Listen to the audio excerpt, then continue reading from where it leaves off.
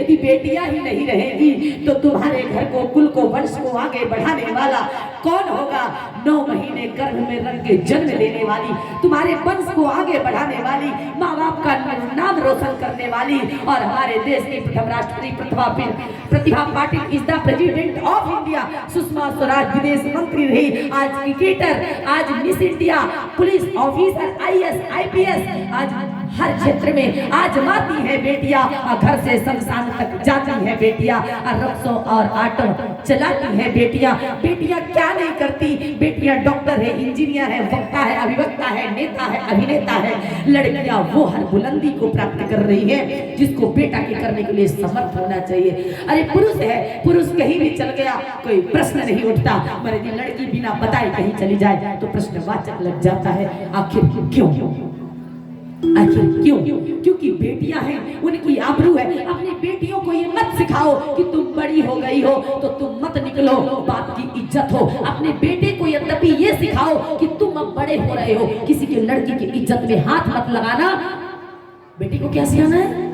बेटी को नहीं सिखाना कि मत निकल, घर में रहो। बेटी को खूब निकालो, खूब उड़ान भरने दो बेटियों को।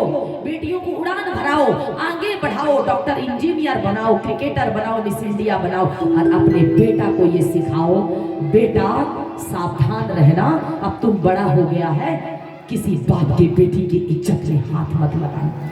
यदि किसी का लड़का जब इज्जत और आबरू के साथ नहीं खेलेगा तो किसी के भी बेटी की इज्जत नहीं जाएगी।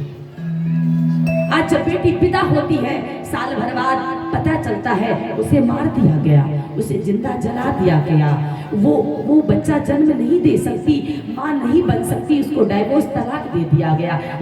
सुनने में आया लड़के ने दूसरी शादी कर ली। आखिर क्यों?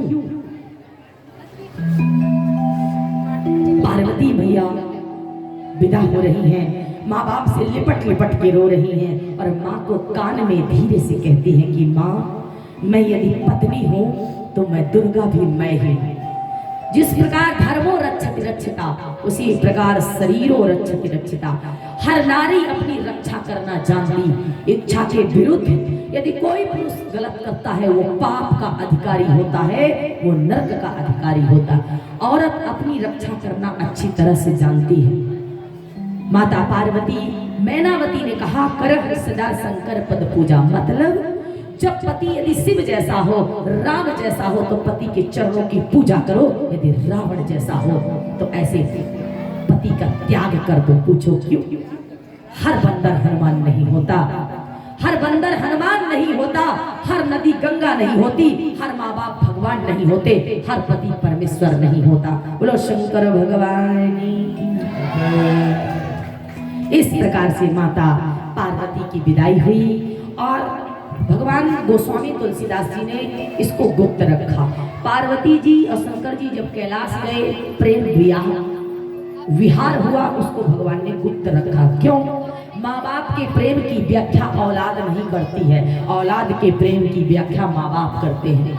वहां पर गोस्वामी तुलसीदास जी ने मर्यादा को रखते हुए गुप्त रखा।